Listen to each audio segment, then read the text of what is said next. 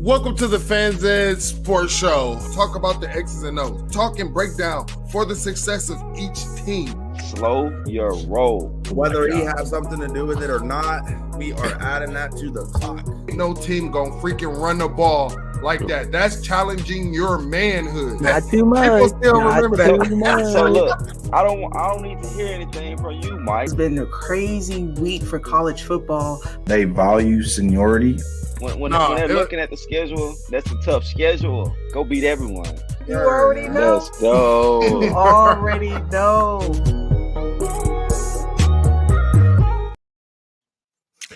Welcome to the Fans Ed Sports Show, hosted by your guy 216 Mike. And guess what? We got our guy Terry, man. Terry, what is going on, man? How you doing?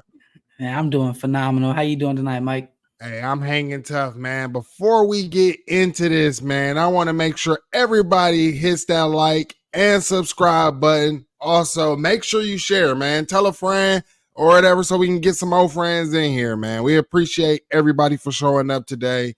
And also, leave a comment, man. Join us in the comments. Super chats are open or whatever. If you want to, say what you got to say on stage. Right here, we like to go ahead and put stuff on the record, man. We are not scared. That's why we are outside. And I got to give out a shout out to my guy, Terry, because he went on the record last week, didn't you, Terry? And and Terry hit it right on the head, man. Terry, go ahead and talk about, let the people know what I'm talking about. Yeah, so last week we had a conversation about Michigan having a tough stretch of games coming up. Mm-hmm. And Mike started reading them off, and he started with Illinois, which is their next game. They have a bye week and then another game. But I said, hold on now, Mike. We gotta wait. We can't overlook this Washington game this weekend. Mike thought I was crazy, but it's like I told you, man. Any team that team plays against right now, they could lose. I'm not saying they will. They're not going to lose to everybody. They still got good players who could potentially take over a game, but they also have players that are not to that standard in a lot of positions, and that just puts them in a spot where they could lose to anybody, man.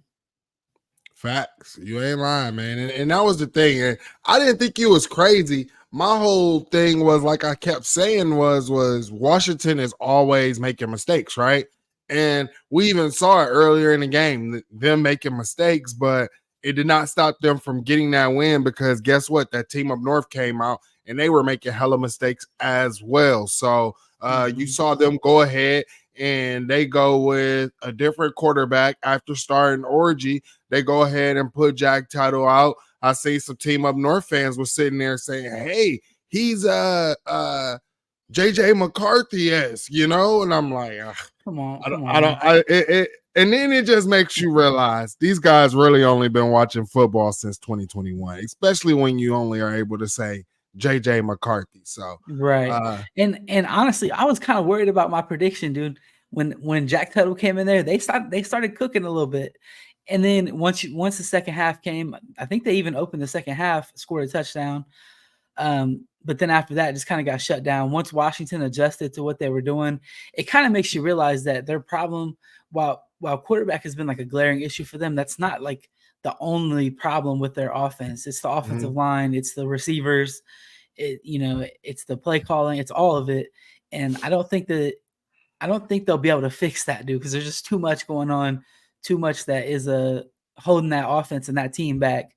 And I mean, look, their defense was even getting cooked up a little bit, dude. And what? I mean, there's no excuse for that, right? That's the one thing. Like Michigan fans can say, we lost a ton of people on offense. We lost our head coach, all that stuff. Like that's cool. They brought back almost everybody on defense, and they just don't look the same this year, man. I don't know, Mike. They what it is, anybody, man. Bro. You know what it is, Daddy. I mean, we all know what it is, but. We're Ohio State fans, so hey, we're not supposed to talk about it. We're not supposed to say it, right? And we had a whole slate of big games. What we thought weren't even big games. I mean, there was one game we definitely didn't even talk about, or a couple games I'll say we didn't talk about. You're talking about top 10 teams just going ahead and losing. And this is coming from the SEC side. Bama falls to Vandy. Mike, Vandy hold on. all time 1-60. Hold on real quick, Mike. Uh-oh. It's kind of been like a tradition. We've only been doing this for a couple episodes, right? Me and you. But it's kind of a tradition for us to start off talking about Arkansas, dude. Oh, yeah, it is. Arkansas, I mean, how can we not start with them after this game? So let's put Alabama and Vandy on hold. All Everybody knows that was the biggest upset of the weekend. Let's put that one on hold. Let's talk about Arkansas. Mike, go. Yeah, okay. So let's talk about Arkansas, man. Arkansas goes up, they look like they can hold it, with the little points that they scored in the first half. And then, Tennessee comes out. They're able to, score some points. Looks like I remember my wife was watching the game, and my wife, born and raised in Arkansas, she's a Hogs fan, and it's so funny because she went to Mizzou as well. So she got Arkansas and the Razorbacks, but man, she was screaming at the TV, talking about why are we doing this? And I mean, it was a hectic game from Arkansas, but you saw the defensive lineman Jackson. He kept getting back there, causing havoc against Tennessee, man. And you just seen as soon as their quarterback goes down, right? I think they also had another player go down, and their backup quarterback comes in with some juice and ignites the offense on fire, and they come out and end up winning the game. Like their starting quarterback, we've seen him walking to the locker room, and then boom, they go down and they start driving. I love it. I love it, man. I didn't get to catch the whole game on this one. But dude, it kind of like the weekend worked out so cool because it was like I got to catch the end of every single one of these good games that came down to the last drive. It was like back to back to back too.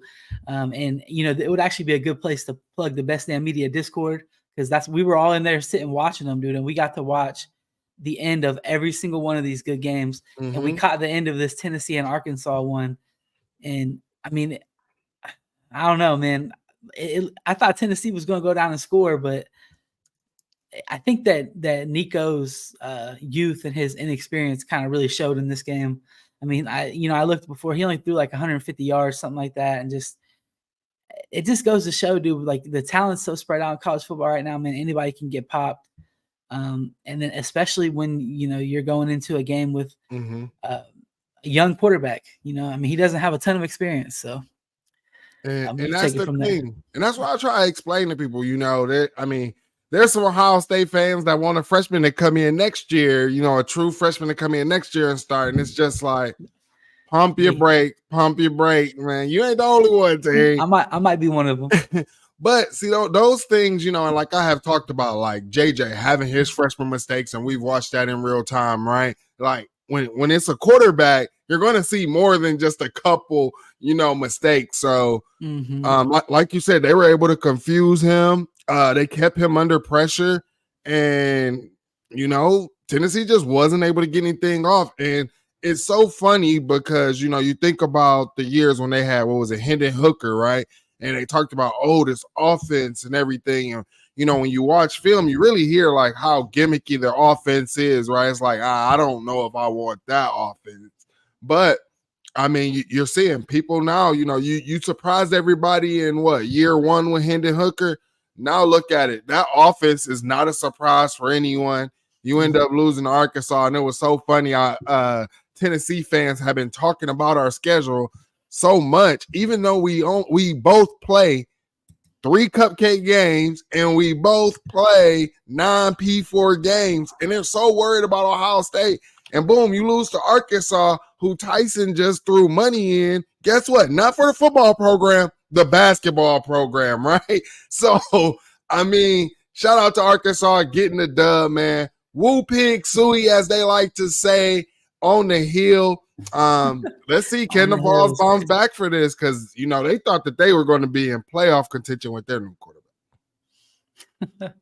Hey, man, exactly, dude. They were talking about being like in playoff contention, SEC championship contention. I mean, obviously they still are because they got to play some of the teams ahead of them, like, but listen, it's not looking good. Since we're talking about the SEC, let's go ahead and talk about it, Mike. Bama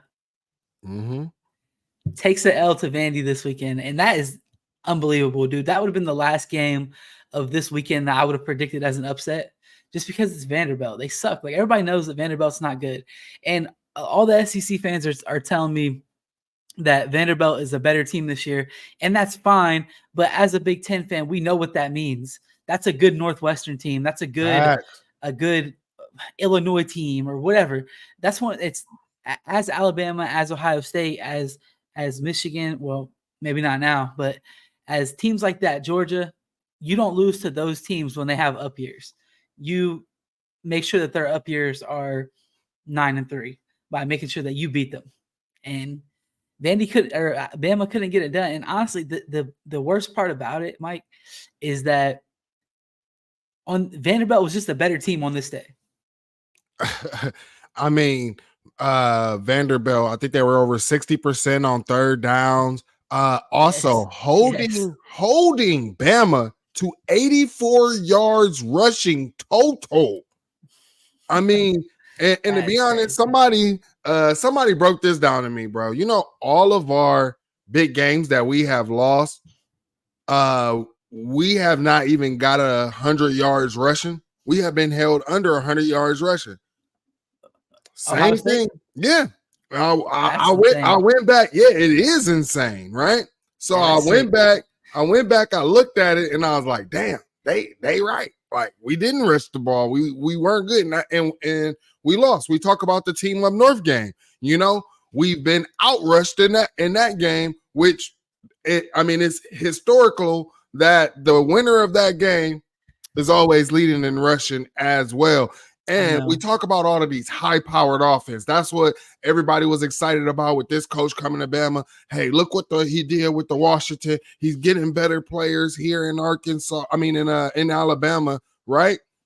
But you can have these high-powered offense, but you also leave yourself acceptable to things on defense, keeping your defense on the field too long, things like that. But I will say this, that defensive coordinator for Alabama, I know Bama fans are not happy with that, man. You cannot give up 40 points to Vandy, man. Like, okay, yes, we lost to Purdue, right?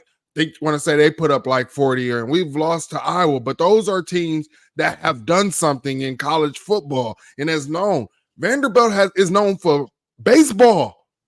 Baseball. Mike, let me read you two interesting stats. Just looking at the box score. Okay. First off, Alabama had 8.8 yards per play, and Vandy had 5.6. That's insane to lose a game when the yards per play differential is that much. But then you scroll a little bit down and you see why. I'm sure if, as a Bama fan, this was probably the most annoying game to watch ever, dude. And time of possession. Because, the time of possession being 42 minutes to 18 minutes is insane. That is insane. So they literally just watched Vandy methodically go down the field every single time. And you know what's crazy too? Is that later in the game, when it was like you were watching the game, you're like, all right, Alabama's about to come back and win this. Then Vandy started hitting big plays.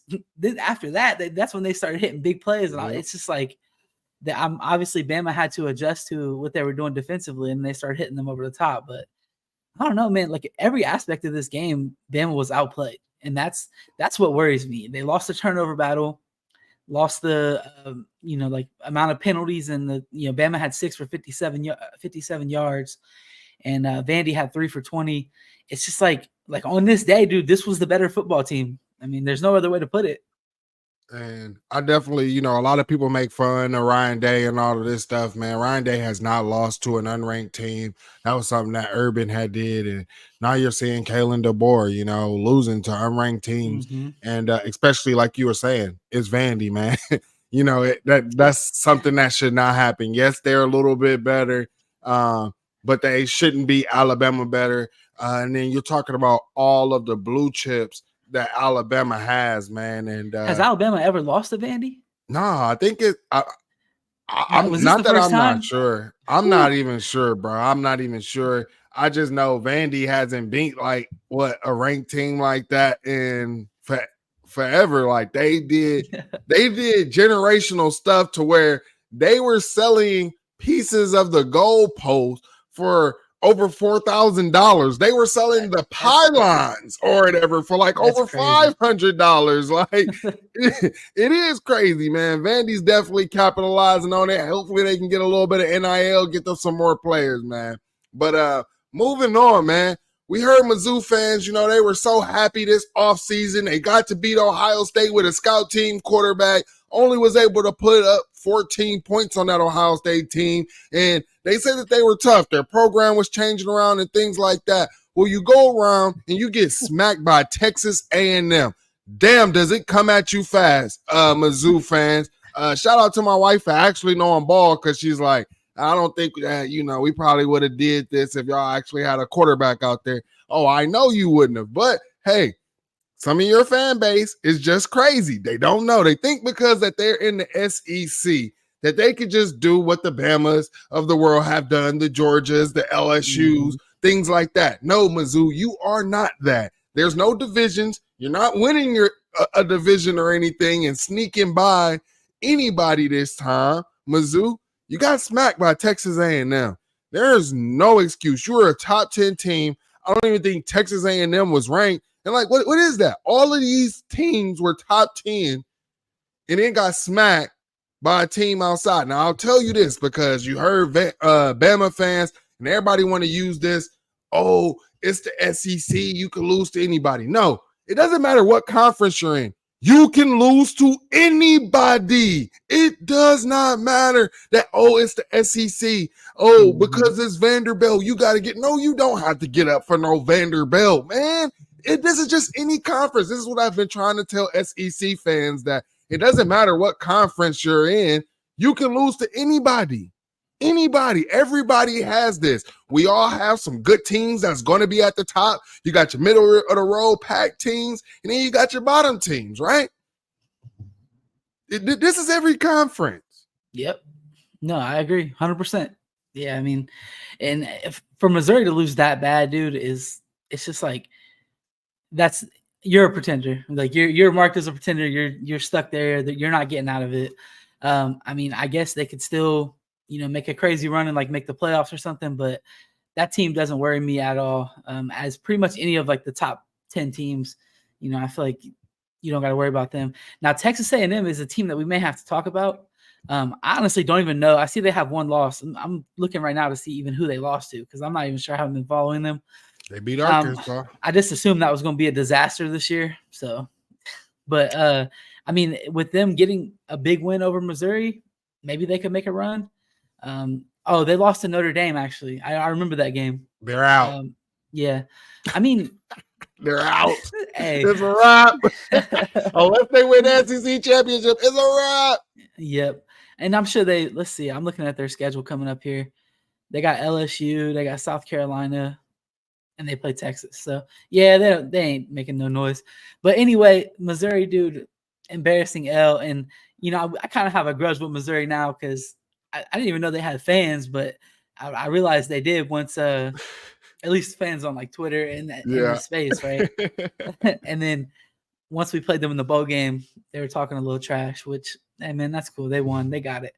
Right. But, yeah, man, we can move on from that game. I mean, I didn't expect Missouri to be like crazy anyway. You know what I mean? So, but it was definitely a big time upset still. And then our last game to talk about, you know, going back to the Big Ten, Minnesota takes down the Trojans. Now, SEC fans, Pac-12 fans, ACC fans, Big 12 fans, all around the nation have said, in the Big Ten, you guys don't play anybody with any high-powered offense. You don't play y'all don't even have offensive coaches like that, right? Well, what happened with Lincoln Riley? We seen him go into the big house to play that team up north or whatever, and then they couldn't even beat a team who couldn't throw the ball. Then you roll up into Minnesota or whatever and end up losing to one of the worst situational coaches in the Big Ten and PJ Fleck. And you only put up 17 points with this high-powered offense. Now, Terry, we tried to tell these people, we play defense here in the Big Ten. It's not going to be easy. We tried to explain this to them, but for some reason, people just think that defense doesn't win games all of a sudden. Now, as someone who has played on defense, who loves defense, and when people are saying, oh, this is a boring game and da-da-da, no, I love those types of games because I love watching defensive plays. Don't care what team it is, I love defense. And we saw Lincoln Riley get his basically get his food took by PJ Fleck, man. And I've tried to tell these folks, I think Lincoln Riley is going to get exposed for the coach that he really is when he gets in the Big Ten, because he didn't have to worry about defenses really when he was in the Big 12. He didn't really have to worry about defenses in the Pac-12, and last year they still didn't look good at all.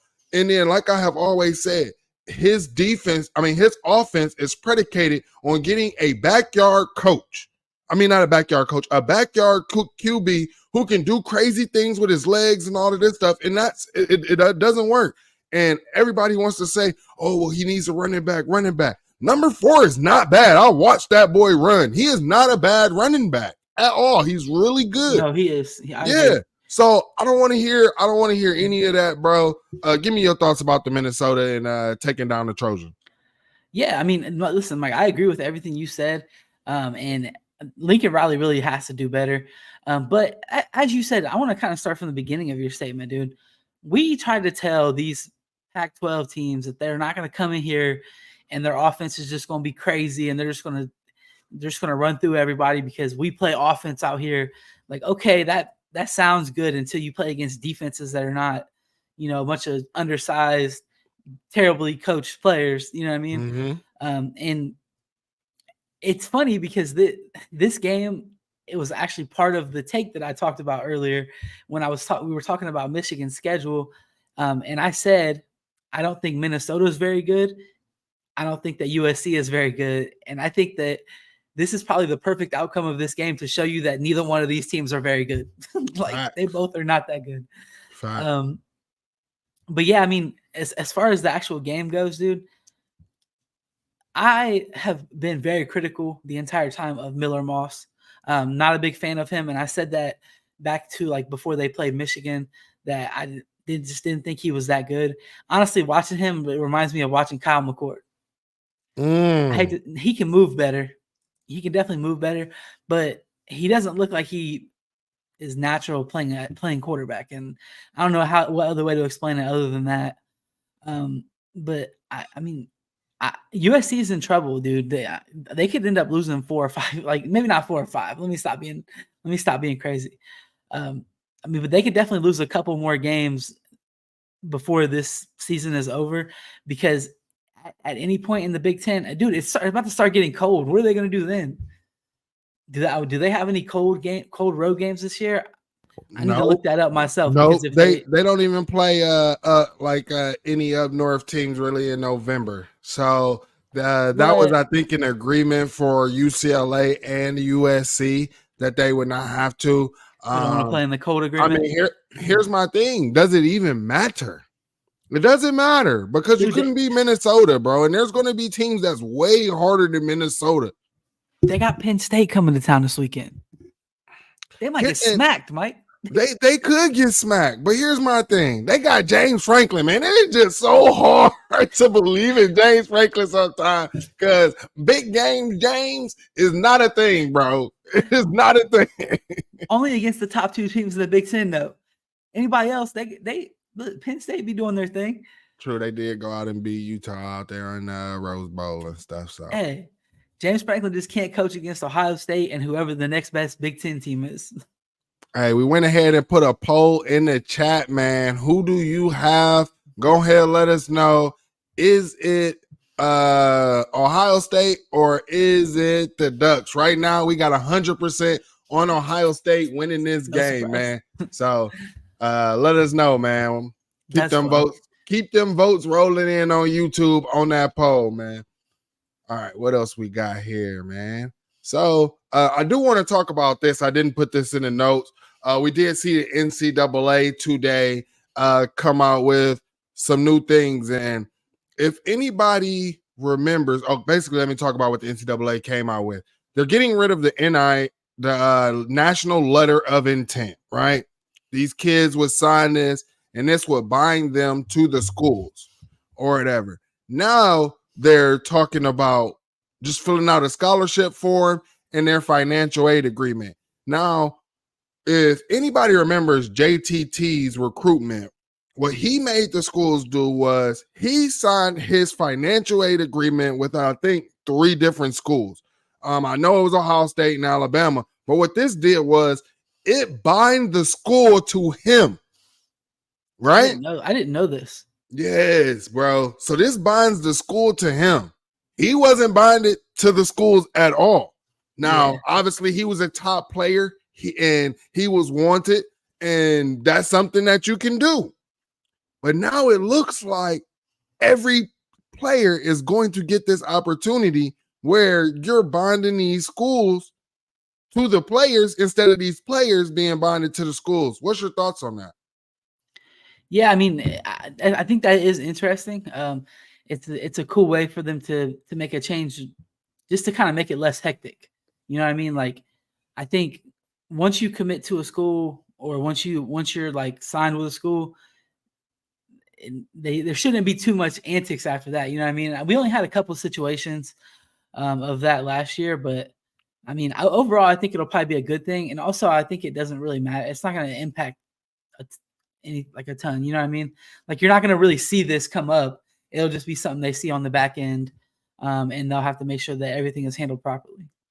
Yeah, and I think that this goes ahead and pushes these schools to start the TV revenues and things, and then also they're going to find a way to get these kids like another unofficial letter of intent.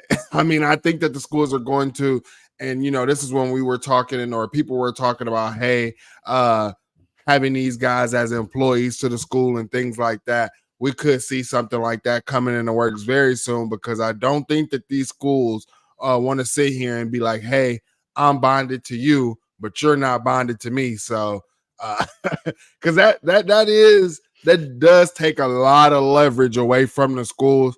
And then we're seeing, like, you've seen, like, these kids that go into school early, right? They go into school early, not even play a down for that team. And then next thing you know, they're in the spring portal. Exactly. That is insane to me. Unless your coach left and stuff, like, I don't think that should happen. But I saw another thing, Mike, that it was like Pete Nikos or whatever his name is, tweeted it out. But I was just reading it just now. Basically, what he said is that a new rule that's added in is that when a kid is in the transfer portal, then a team can sign them, and once they sign them, then other schools are not allowed to contact them anymore. Which I thought that should have been the rule in the beginning, right? Well, I think I don't know, because I think you would actually have to. I don't know.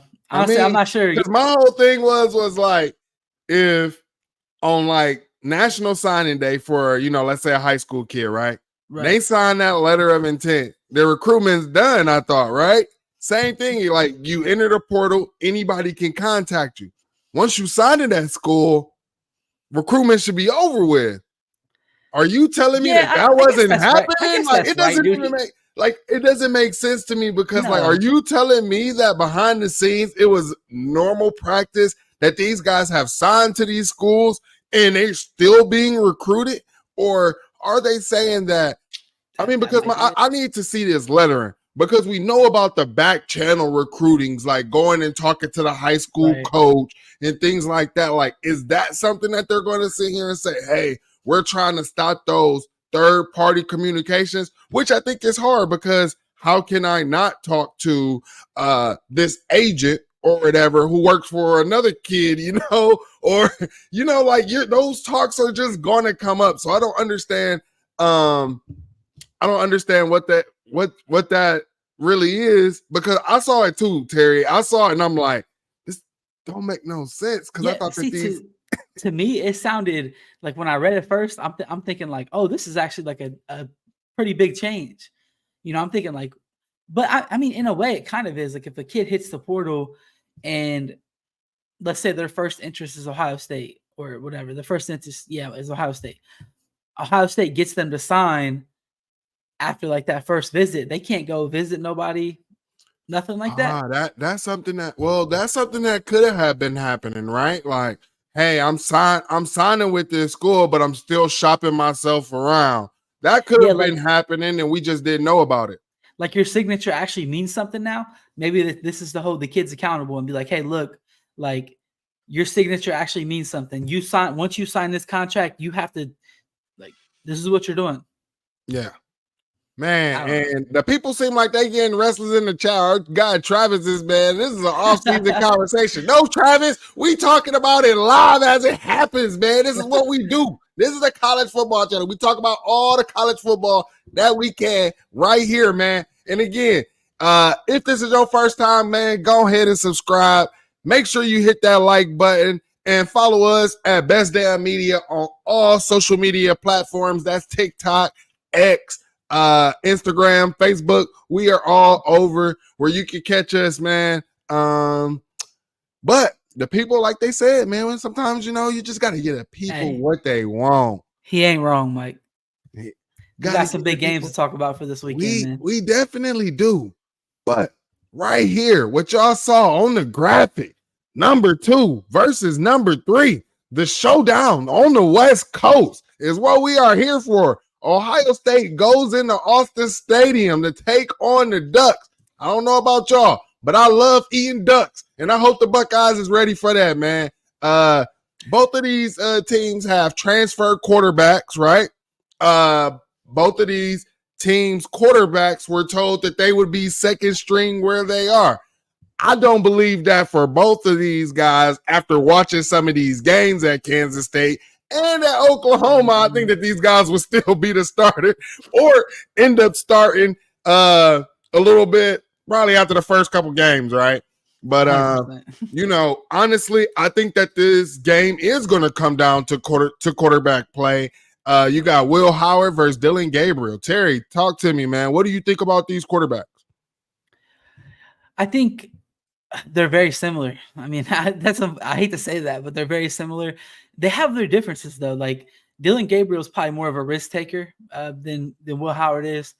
Going to try to take some shots, but Will Howard is going to just kind of stick within your game plan. And I think he doesn't really have confidence in himself to throw the ball downfield, which sucks because you have the receivers and they're getting open. Just throw that bitch up there and let's see how it goes. Right. You know what I mean? But I mean, other than that, dude, those two, they're pretty similar. And I think that as long as like one of them doesn't have a terrible game and one of them have a great game, they're not going to be the reason why this game is won or lost, in my opinion. Hey, I feel you, man. And we've been talking about these quarterbacks. Well, Duck fans been talking. They called Will Howard mud, man. And Will Howard has had probably his best season of his career up to this point right now at Ohio State. His average per attempt has gone up by 2.2, I believe, as well. So he's averaging more yards per attempt at Ohio State. But here's the thing. Everybody's like, oh, well, y'all don't really have these receiving stats. Everybody want to talk about receiving stats. But then when I actually go look up the stats, you know what I find out, Terry? That their offenses aren't balanced, right? So also, I mean, when we are talking about these quarterbacks, I went ahead and looked. You have Will Howard on 130 attempts, and you have Dylan Gabriel with 37 more attempts. They both have 3 interceptions, one with less attempts, one with more attempts. But then also Will Howard has more touchdown passes than Dylan Gabriel with less attempts as well. And you're talking about, let's go ahead and get into these offenses because Ohio State ranks number 1 in the country in red zone efficiency. And you're talking about Oregon not ranking that high, ranking probably in the hundreds in red zone efficiency, especially with Dylan Gabriel. Yeah, especially with Dylan Gabriel throwing a couple picks in the red zone. So talk to me about the red zone. What's making Ohio State more efficient this year, and why is Oregon having issues in red zone efficiency? Yeah. I mean, let's start with Ohio State, man. They've been phenomenal in the red zone. The only time they didn't score a touchdown in the red zone was a penalty on the offensive lineman. Mm-hmm. So, I mean, that put them back like 10 yards, I think, and then they didn't score, but they still got a field goal. I don't know necessarily if this game is going to come down to like red zone efficiency as what wins the game, but if it does, I'm cool with that as an Ohio State fan, because when you have Will Howard, Will Howard is very good at running zone reads. He's not the best scrambler, but he can still do it. Mm-hmm. But he's very good at running zone reads, and we saw him score on that in against Iowa, which Iowa's defense is no slouch. But when you can combine that quarterback ability to run with the ability to throw a jump ball and the ability that Emeka has, which is, he's quick, shifty, and he knows how to find the hole in zones. I was just talking about this with someone earlier. That's one of Emeka's biggest strengths. But just having all of those things combined with the fact that our offensive line is moving stuff this year, I mean, that all of those things is the reason why the red zone offense is so good at Ohio State. Facts, man. Definitely one of the reasons why. And here's the thing. I think that Oregon's going to have to account for that QB run, because we've seen Chip Kelly run Will Howard more in the Iowa game than we have seen all year. And to be honest, I was a little bit concerned watching Will run, because I'm like, man, he's not really running that hard, running a little timid, like probably not making the right cuts. But as the game went on, I saw him making the right reads, like doing the right things, running a bit harder. And, sometimes for those guys, especially at quarterbacks don't normally get hit. Will Howard hasn't really gotten hit that much other than like what the Michigan State game was probably his hardest hit. But he hasn't really been hit or had been hit trying to run the ball. And you just see him get a lot more comfortable. So I think that was Chip Kelly going ahead, putting that wrinkle in. And I'll tell you this, Terry, I wouldn't be shocked to see some fakes off of that where it looks like, hey, maybe Will Howard's running, and then boom, you catch a wide receiver open. I can see that as well. I don't think that we have even seen most of Chip Kelly's playbook, but I'll tell you this. I think that this is going to be a game for the running backs. For Judkins and Travion Henderson. We heard them call those guys smash and dash, but Travion said, hey, I can smash too. We seen him run right in the chest of an Iowa defender for more yards as well. And that's something that Judkins is known for. I'm really excited to see it. Like you said, this offensive line has been pushing people back. I've seen a stat where Ohio State is probably in the top 10 in inside zones, where last year in inside zone, they were ranked like, I think 100 and something in the country last year. Now they're one of the top 10 teams in running inside zone as well. So I'm really excited about that. I can't wait till that comes up, man. Yeah, dude. I mean, everything about this game is exciting, Mike. Everything about it, bro. I mean, I seen somebody in the chat, Stephen Cherry said Sonny Styles would be a household name after this game. And dude, that would be the best possible thing that could happen for Ohio State, man, because like Sonny Styles had a great game against Iowa.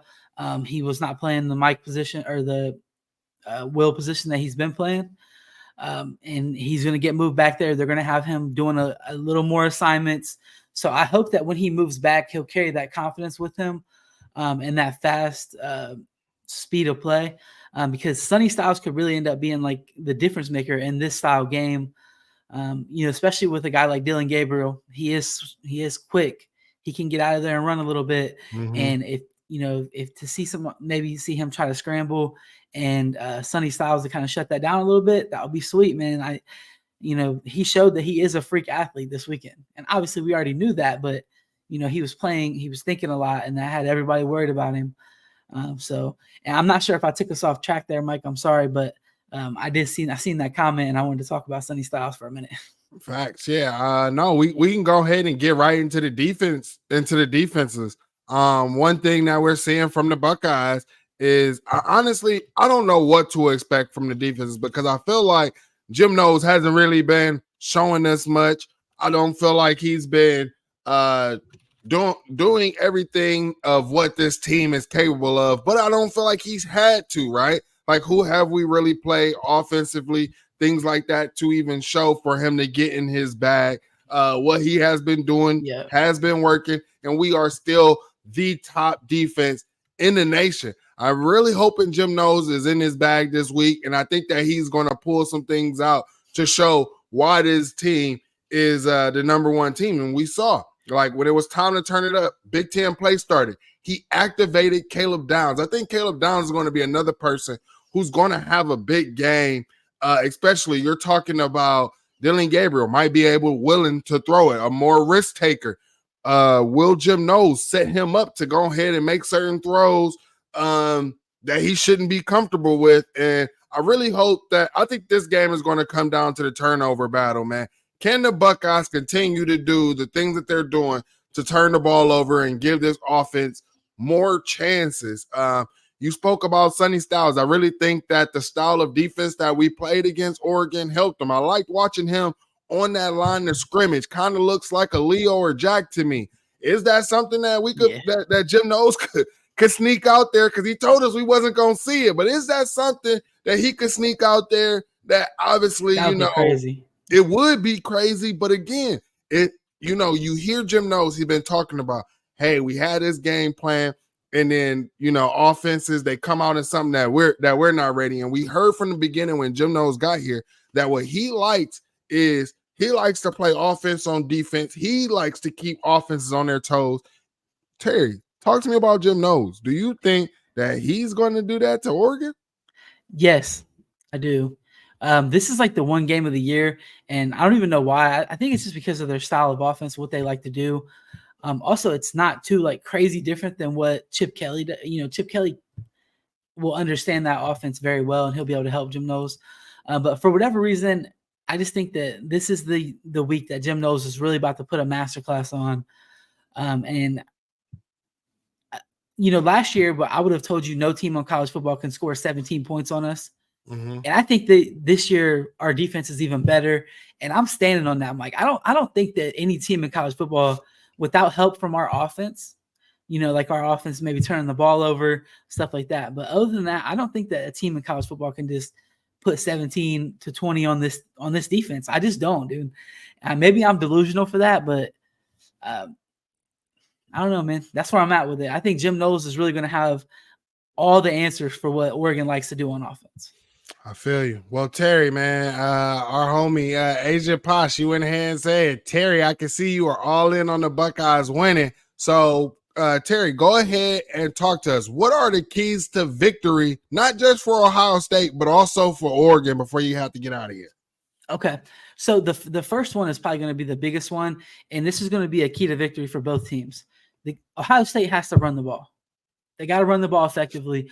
And when I say, they need to cut some big plays from the run, and they need to be able to sustain drives running the ball to keep their defense from being on the field a ton against this Oregon offense that's super fast and makes you run sideline to sideline. Now, opposite of that, obviously that means that Oregon needs to stop the run if they want to win this game. I personally think that's the only way that Oregon can win this game is if they shut down Ohio State's run game and make it where Will Howard has to pass. But I don't think that they will win it, even if they do that. Like they could, but then you got to deal with JJ and Emeka and Carnell Tate and all them guys going crazy. So those are really my biggest keys to victory on this game. Like is Ohio State run the ball, Oregon stop the run. The other sides of the ball for those teams, I think will just take care of business. And what would be your score prediction? Score prediction. I didn't know we was doing that. Oh man. Hey, it was flowing, man. What you think? All right, I'm about to get real disrespectful. I'm just letting everybody know in the chat. If you don't want to hear it, turn the show off now because I'm about to get real disrespectful. I think it's going to be 38-13. I don't think that's disrespectful, to be honest, Terry. I got 35-14 for the Buckeyes. So all right. Well, I don't think that is disrespectful. Here's the thing. I think like the keys to victory for Oregon winning this game is forcing Will Howard to have those what the F moments, to have Will Howard turn the ball over. If we minimize turnovers, I really think that this offense can get rolling. Like you said, can Oregon stop the run? I don't think so, because then you leave yourself susceptible to a Carnell Tate, who we heard had a really good week of practice. Who's back and will be playing in this game. You leave yourself susceptible to JJ as well. And then you're also leaving Emeka Egbuka open, who can also hurt you, knows how to sit down in zones and different things like that. Not just hurt you, Mike. Emeka can kill you. Yeah. Emeka can put 3 or 4 TDs against a good team. Yeah. And I mean, definitely, like, ain't no more thick Mac, pause, no Diddy. but yeah, Emeka definitely can. And here's the thing. We hear about the size of Oregon's DBs and that they're really not that big. Do you really want to see your DBs having to do a jump ball with JJ?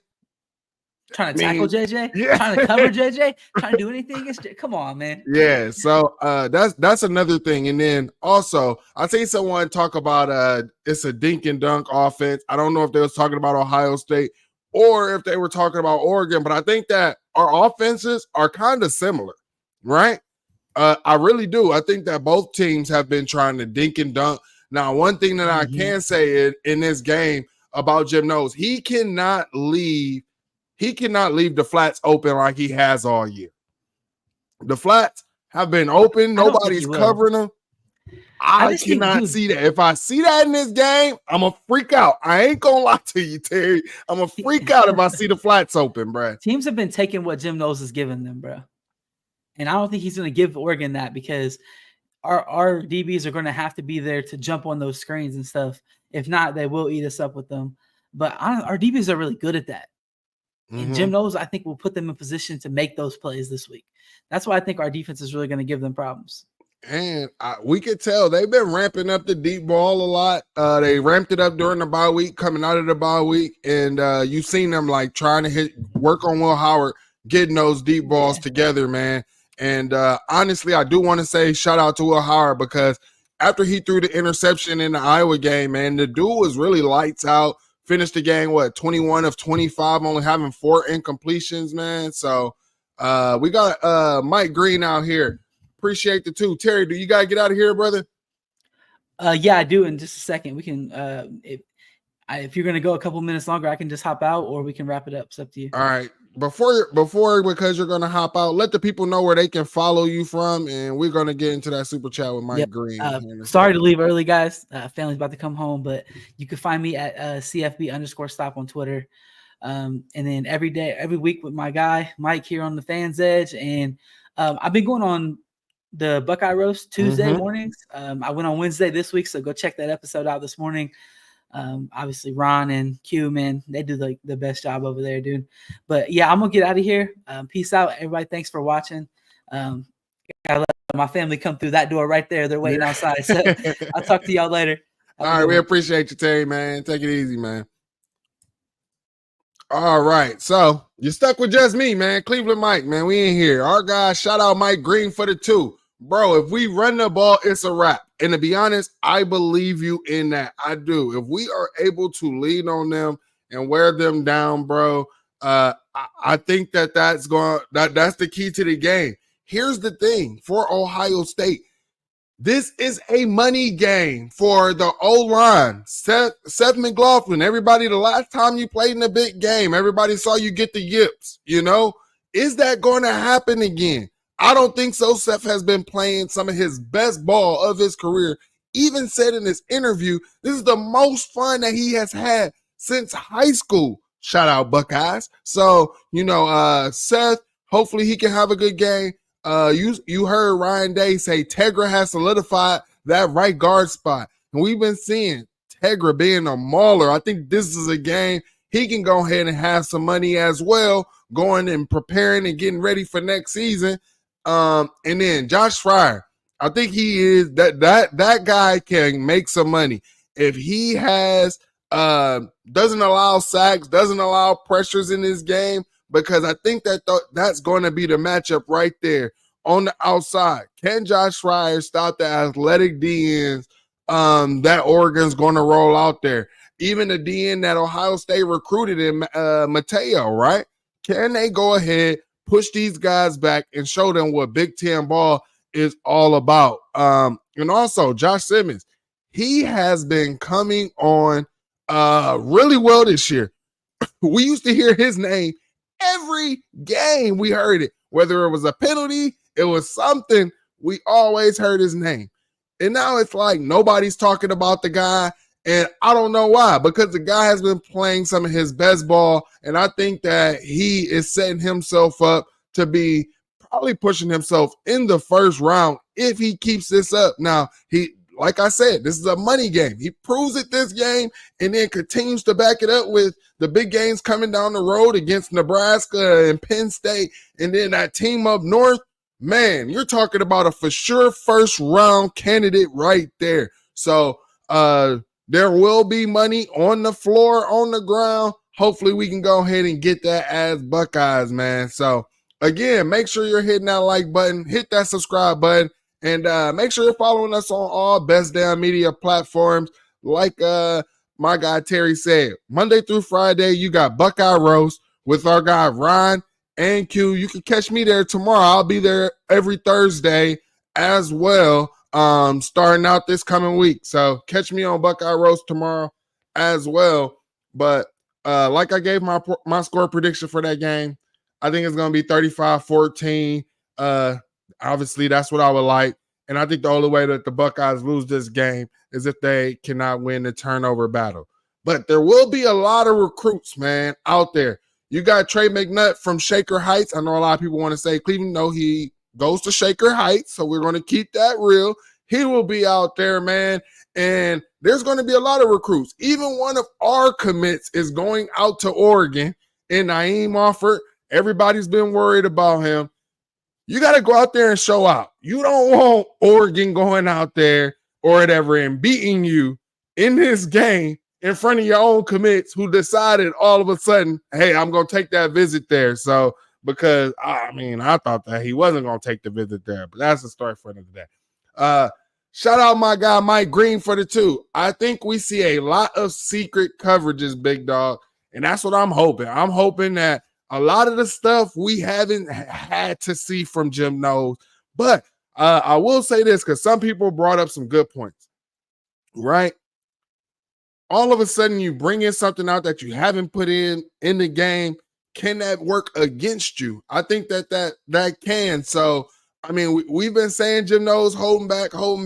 I hope he wasn't holding back too much, man. And I hope if he is bringing some secret stuff out, I hope it doesn't burn us in the end, man. I really hope that, like he said, we're playing offense on defense. I don't even think that we need to be sending any corner blitzes, especially from the wide side of the field. I don't want to see that as well. What I want to see is allowing those front 4 guys be able to go after the quarterback and get him, and then also allowing, the linebackers to go ahead and blitz. I've been saying this for the longest. I think that there was a major overcorrection on Jim Knowles' defense. The 2022 defense was amazing. The scheme was amazing. We did not have the Jimmies and Joes. We didn't have the secondary. We had Ronnie Hickman back there. We had a cornerback that ran a 4.6, 4.7. You cannot have that in that type of defense. And I just feel like with the athletic guys, with the Cody Simon, Sonny Styles in that type of defense, it wreaks havoc. I just feel like it would be unstoppable. So I am hoping that we see flashes of that 2022 defense that just caused so much havoc on guys, because I think that we have the DBs to cover this year, flat out. Now, we do got some games to preview, man. I don't know about y'all, but I'm right here in Texas. The State Fair, guess what happens every year when the State Fair comes around? Texas versus OU. Oh, my goodness, it's going to be a game. Some people say Oklahoma has known to been winning this game, and I say in the CFP era, they've basically kind of been owning this game. But Texas looks to be a really good team. Look like they're going to come out, and I think that they'll win this game. Quinn Ewers should be healthy in this, and here's the thing. It's a rivalry game. Anything can happen. I'm not going to hold it against any team because, again, it's a rivalry game. Let me know what you guys think in the comments. How do you think that this game is going to go between Texas versus Oklahoma? And like I was saying, I think Oklahoma would have been pretty happy keeping Dylan Gabriel. I think that could have worked in their favor, seeing I think Dylan Gabriel has a win over Texas. But somehow this other quarterback was supposed to be better right now. This is why I don't believe in rushing guys. Don't rush guys to be the guy. Even with the NIL era, all of that stuff, don't rush. Now we got Penn State going to USC. I already see people talking about it. USC over Penn State. Someone's calling it 27-24. And here's the thing. I wouldn't be shocked if USC beat Penn State because we know, like I said earlier, James Franklin is not known for winning those big games at all. But I do think that this is one game that he can win, especially after watching that film. Penn State's known for defense. I think they have way more better athletes out there than what Minnesota had. And then also we saw against UCLA, they didn't have to do anything special. They just went ahead, leaned on that team on UCLA by running the ball. And I think that you can do that against this USC defense. So that's my take on that game. You got Ole Miss versus LSU. Ole Miss, Lane Kiffin, they haven't been looking too hot. Jackson Dart, LSU. This can be a pretty good matchup. I think everybody should be tuned in to watch that game. I think it could go either way in that game. Ole Miss was talked about to be a playoff contender, things like that. Lincoln Riley could not stop talking about us at all, talking about our $20 million roster and all of that. But hey, took an L. Now you got Terry added this one, South Carolina at Bama. Bama coming off of a loss. How do they respond? I think that the way Bama needs to respond is by going ahead and establishing the run game early. I know DeBoer feels like, hey, I got these weapons out here. I got these weapons out here on the outside. But you also have weapons in the backfield, and you need to be able to get those together, get them running. 84 yards in Vandy is not good. Yeah, you had all of these passes stats. But what did you do on the ground? Going forward, I think that they need to understand in this conference, in these type of games, you are going to have to run the pill. 84 yards for a Bama offense in rushing is not the standard. They're going to tell you that. Nick Saban will tell you that. And also, I talked to some real Bama fans too. I know there's some delusional ones out there, but I will say this. They said, hey, Nick Saban is starting to get to the point where he just needs to shut the F up being the media commentator, because you go out and say it's easy to win that Vandy. Well, obviously they held on to that, heard that they was playing on their little jumbotron at the stadium. So, I mean, shout out Vanderbilt for getting that dub, but I think that Bama goes ahead, takes care of South Carolina this week. We got another super chat in here. Shout out for the 5, my guy Mike Green, big money Mike. Dylan will be confused if we cause 2 turnovers and stop the run. This will be a blowout. 34-10 Buckeyes. It's definitely possible, man. I mean, it sounds like all of us, like our score predictions, is right around that same area. I mean, I'm hoping Chip Kelly, look, and here's the thing, I didn't really speak too much about Chip Kelly. I think Chip Kelly's going to have a whole lot of wrinkles out there. Like I said before, I don't think that he really used his whole playbook. I'm very excited as long as Will Howard does not have those what the F moments and stuff like that, because he's known for having that a game. I think we will be fine, and Oregon can't take advantage of those moments. And I also want to say this as well. Dylan Gabriel is pretty short, and we know that there's a defensive end who's pretty athletic and known for getting his hands up, tipping those passes to himself and getting interceptions. Hey, sometimes getting touchdowns. And I saw someone in the chat say it earlier. JTT needs to have one of those Penn State level games. And he's not the only one. I think Jack Sawyer needs to go ahead and have a game as well. Get those hits, get those pressures to the quarterback very early. I think if you get to Dylan Gabriel earlier and let him know that you're going to be there early, I think that the game is going to be well endowed pretty soon, man. So Ohio State just needs to do what they're doing. I see people in the chat saying Pat McAfee rubbing off on Saban, and that's probably a thing, man. I want to say thank y'all, everybody, for showing up, coming out, supporting. If you hit the like button, I really love you. I appreciate you, man. If you haven't, go ahead and do that. If you haven't, let us know. Let's see what the poll says. Let's go ahead in the poll. And we got everybody saying the Buckeyes winning 92%. ESPN matchup predictor gives Ohio State a 64% chance of winning or believing that they can win this game. So, again, let us know in the comments who you think, why you think that team is going to win. And if you want to follow me, you can follow me on Twitter /X at 216_wildboy. Remember, we will be live again in the morning at 8 o'clock Eastern time. Make sure you check us out. And with that, bruh, we out of here.